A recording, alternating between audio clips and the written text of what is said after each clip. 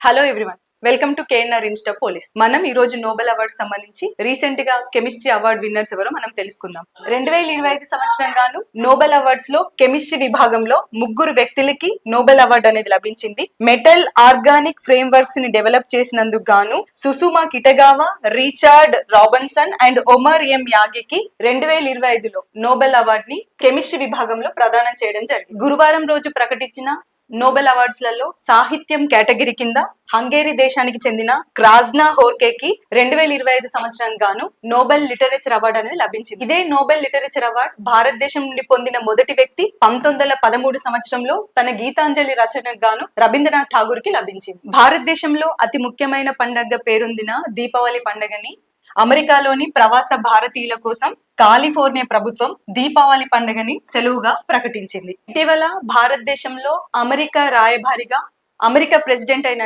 Trump కి విధేయుడిగా పేరున్న Sergio Gor అనే వ్యక్తి అమెరికా రాయబారిగా భారత్ లో నియమింపబడ్డాడు. ఇటీవల NCRB national crime reports bureau 2023లో రిలీజ్ చేసిన రిపోర్ట్ లో బాలలపై జరుగుతున్న నేరాల పైన కూడా ఒక నివేదికని సమర్పించింది.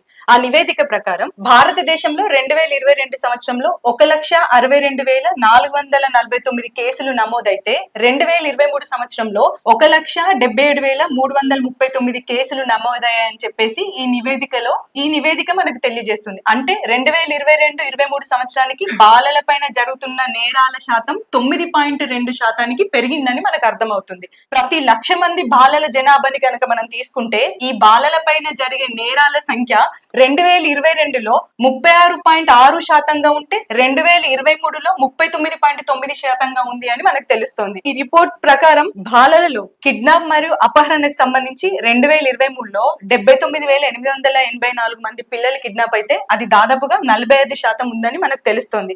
అదే విధంగా పోక్సో చట్టం, ఈ చట్టం కింద దాదాపుగా 67,694 కేసులు నమోదైతే వాటి యొక్క పర్సెంటేజ్ అనేది 38.2% ఉంది. అంటే 38.2% కేసులు అనేవి పోక్సో చట్టం నమోదవుతే 45% కేసులు అనేవి బాలల యొక్క కిడ్నాప్ మరియు అపహరణ కింద ఈ కేసులు అనేది నమోదు చేయడం అనేది జరిగిందనమాట. బాలల నేరస్తులు మొత్తం కేసులు మనకి అందుబాటులో ఉన్న డాటా ప్రకారం మొత్తం కేసులు బాలల కిడ్నాప్ కావచ్చు, అపహరణ కావచ్చు, పోక్సో చట్టం కింద కావచ్చు, ఈ రాష్ట్రాలలో అత్యధికంగా కేసులు నమోదైన రాష్ట్రాలలో మధ్యప్రదేశ్ మొదటి స్థానంలో ఉంటే మహారాష్ట్ర 2వ స్థానంలో ఉంది అండ్ ఉత్తరప్రదేశ్ 3వ స్థానంలో ఉంది అనమాట. అంటే ఈ కేసులకు సంబంధించి ఛార్జ్ షీట్ ని కనుక మనం అబ్జర్వ్ చేస్తే అత్యధికంగా ఛార్జ్ షీట్లను నమోదు చేస్తున్న రాష్ట్రాలుగా తమిళనాడు మొదటి రాష్ట్రంలో ఉంటే ఆంధ్రప్రదేశ్ 2వ రాష్ట్రంలో ఉంది, కేరళ 3వ స్థానంలో ఉంది అండ్ 4వ స్థానంలో పశ్చిమ బెంగాల్ రాష్ట్రం ఉంది. మనం బాల నేరస్తులను కనుక అబ్జర్వ్ చేస్తే సిఆర్బి రిపోర్ట్ 2023 ప్రకారం బాల నేరస్తు ఎక్కువగా ఉన్న రాష్ట్రాలలో మహారాష్ట్ర మొదటి స్థానంలో ఉంటే మధ్యప్రదేశ్ అనేది 2వ స్థానంలో ఉందని మనం చెప్పవచ్చు.